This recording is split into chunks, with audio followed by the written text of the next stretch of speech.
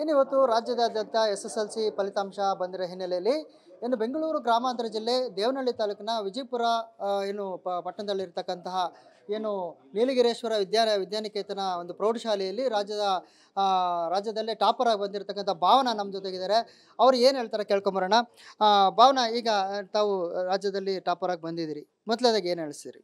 ಖುಷಿ ಆಗ್ತಿದೆ, proud feel ಇದೆ. ತಾವೆಲ್ಲ ಟಾಪರ್ ಬರೋದಕ್ಕೆ ಏನೆಲ್ಲ ಎಫರ್ಟ್ ಹಾಕಿದ್ರಿ?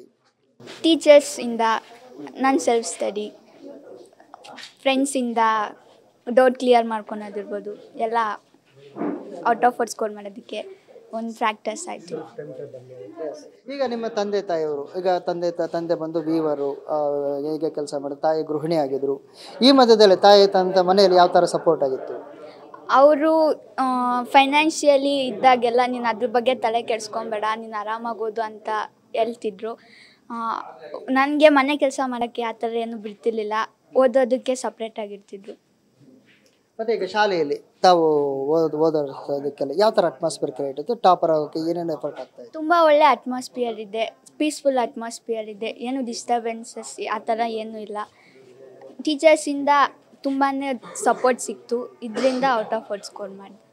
ಇವತ್ತು ನೀವು ರಾಜ್ಯದಲ್ಲಿ ಟಾಪರಲ್ಲಿ ಒಬ್ಬರಾಗಿದ್ದೀರಿ. ಮೊದಲನೇದಾಗಿ ಯಾವ ಥರ ನಿರೀಕ್ಷೆ ಇತ್ತಾ, ಹೇಗೆ ಈ ಥರ ಅಂತ?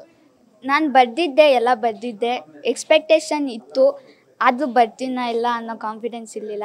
ಬಂದಿದ್ದೆ, ತುಂಬ ಖುಷಿ ಆಗ್ತಿದೆ. ಇದಿಷ್ಟು ಏನು ಭಾವನಾಳ ಮಾತಾಗಿರ್ತಕ್ಕಂಥ ತಂದೆ ಒಂದು ವೀವರ್ ಆಗಿದ್ರು, ತಾಯಿ ಗೃಹಿಣಿ ಆಗಿದ್ರು ಕೂಡ, ಮನೆಯಲ್ಲಿ ಕಷ್ಟದ ಪರಿಸ್ಥಿತಿ ಇದ್ರು ಕೂಡ ರಾಜ್ಯದಲ್ಲಿ ಟಾಪರ್ ಆಗಿ ಬಂದು ಈಗ ಇಡೀ ವಿಜಯಪುರದಲ್ಲೇ ಒಂದು ಒಳ್ಳೆ ಹೆಸರು ಬಂದಿರತಕ್ಕಂಥದ್ದು. ಸುರೇಶ್ ಬಾಬು, ನ್ಯೂಸ್ ಫಸ್ಟ್, ಬೆಂಗಳೂರು ಗ್ರಾಮಾಂತರ ಜಿಲ್ಲೆ.